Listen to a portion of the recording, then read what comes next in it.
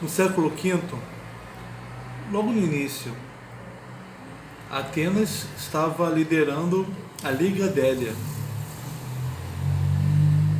uma liga que reunia muitas cidades-estado da Grécia e que foi muito bem sucedida na expulsão dos persas da Anatólia, que é a costa a leste do Mar Egeu,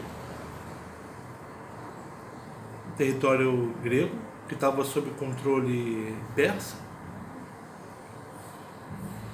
E também a Liga foi bem sucedida em evitar invasões persas pela Grécia continental. O século V se encerra com Atenas com seu exército em frangalhos, sua economia também assim, sua política totalmente desorganizada, né? O exército espartano também está enfraquecido no final do século V. Essas duas cidades-estado que começaram o século V cooperando, terminaram guerreando, que começaram o século V muito bem sucedidas economicamente, militarmente, e terminaram assim como terminaram. Mas, mesmo com o fim da guerra, Atenas e Esparta ainda tinham um resto de energia bélica para gastar. Por quê? Somente Esparta, né? Esparta, vencedora da guerra, entra o século IV com muito confiante em si mesma por ter vencido Atenas e interessada em ter uma dominância sobre o norte, principalmente o norte da Grécia, e querendo invadir até a Pérsia, né? O rei Lisandro pretendeu fazer isso, tomar o poder sobre a Anatólia. Só que ele, antes de tentar invadir a Pérsia, ele foi chamado de volta para Esparta, novamente, como sempre acontecia, para impedir uma revolta dos escravos, né, dos helotas.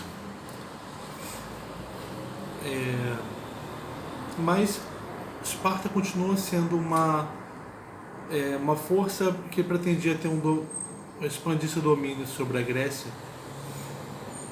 No século IV, nós vamos ver as cidades-estado da Grécia fazendo alianças, também batalhando mutuamente, em busca de terem um predomínio político sobre a Grécia toda. Mas nenhuma delas vai conseguir predominar. Eles vão apenas terminar principalmente Esparta e Atenas, vão conseguir apenas terminar de gastar os seus recursos bélicos, os que sobraram da Guerra do Peloponeso. Para combater Esparta, no início do século IV,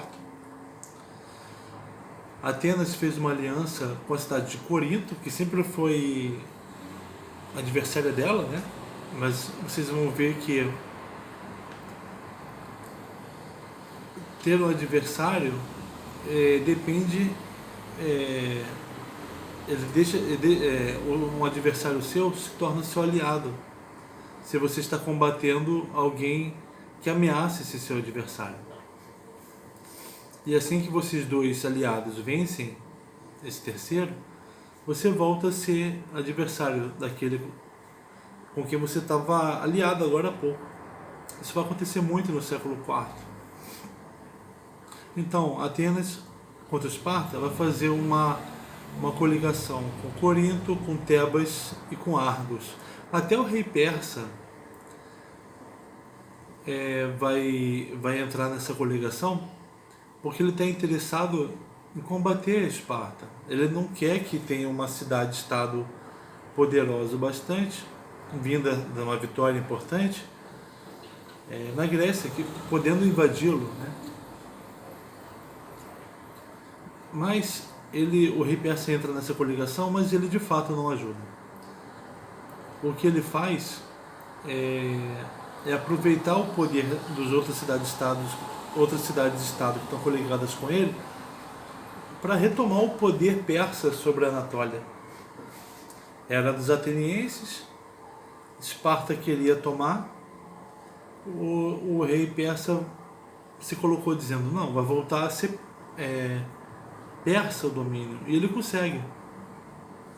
Desde as guerras persas, no início do século V, a Pérsia tinha perdido o comando da Anatólia, mas agora vai retomar.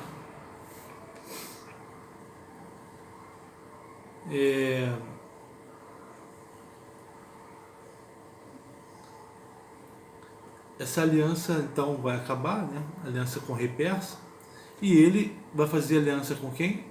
Com Esparta. Então ele tinha acabado de se unir a Atenas e outras para evitar a supremacia espartana, mas agora que obteve o que queria, que é o domínio da Anatólia, ele vai se aliar aos espartanos para combater os outros, os atenienses, os tebanos, os coríntios e os argólidas.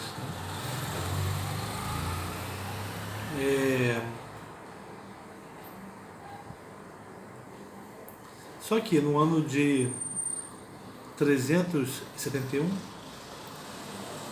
Tebas, que estava coligada com Atenas, né, e as outras cidades-estado que eu acabei de falar, ela vai esmagar Esparta numa batalha na Beócia e vai se afirmar como, naquele momento, a cidade-estado mais poderosa da Grécia.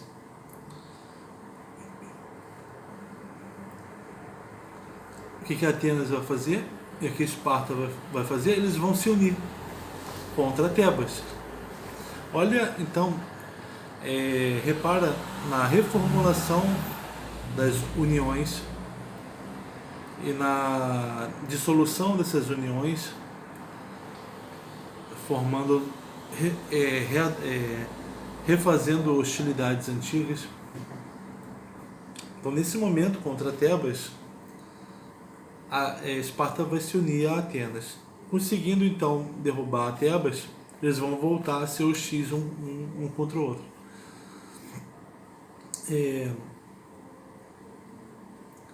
Atenas nunca tinha conseguido, depois da Guerra do Peloponeso, não tinha conseguido reerguer a produção, fazer com que as suas minas de prata tivessem uma boa produção. Então a economia de Atenas não voltou a ser pujante como era, mas ela conseguiu reconstruir seus muros de proteção, refazer sua infantaria, principalmente sua frota militar, né? Frota marinha, né? E ela e outras cidades-estado refizeram a Liga. Como era a Liga Délia? Com Atenas liderando, protegendo as outras cidades-estado dos espartanos e eventualmente do rei persa. Só que para as cidades-estado, para se precaverem da dominância ateniense, como tinha acontecido na Liga Délia, elas fizeram, junto com Atenas, inscreveram em lugares que ficavam públicos para serem vistos, né? Escreveram os direitos das cidades-estado, para que Atenas não os dominasse, né?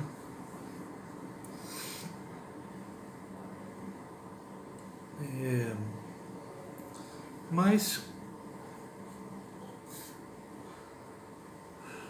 por volta do ano de 340, 330, nenhuma cidade-estado grega vai conseguir uma dominância política e militar, né? Haverão, então, por causa dessas disputas de poder, haverá um vácuo de poder que vai ser preenchido pelo reino da Macedônia, que vai despontar nesse cenário. O reino da Macedônia ocupa um grande espaço ao norte da Grécia, que se desenvolveu muito militarmente na época do rei Filipe. Se organizou para se defender de inimigos vindos mais ao norte, né? E com pretensões a se expandir para o sul e para o leste. Também tinha a pretensão de dominar a Pérsia. Só que o rei persa não conseguiu invadir a Pérsia. Quem conseguiu invadir a Pérsia foi seu filho, o Alexandre o Grande. Ele vai conseguir invadir a Pérsia no reinado dele, que vai durar, durante o domínio dele, né, que vai durar entre 336 a 323 a.C. Ele vai fazer muitas expedições em direção à Índia, além da Pérsia, também vai em direção à África. Então ele vai adentrar o leste, adentrar o Oriente, também vai viajar ao sul, ao Egito, e vai fazer com que vai ter muitas vitórias e vai integrar todos esses lugares num grande império macedônio. A principal contribuição dele vai ser o intercâmbio cultural. Fazendo essas navegações, ele vai conhecer lugares muito diferentes, ele vai levar coisas de um lugar para o outro, pessoas de um lugar para o outro. O reino da Macedônia vai ter o seu intercâmbio interno.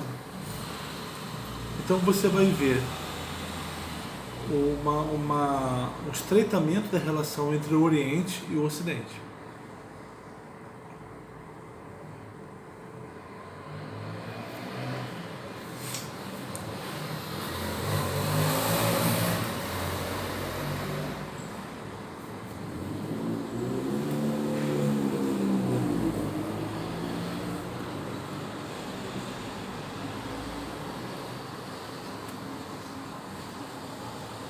As cidades-estado gregas, tirando o Império Macedônio, nenhuma delas vai ter poder suficiente para controlar mais do que a si mesma.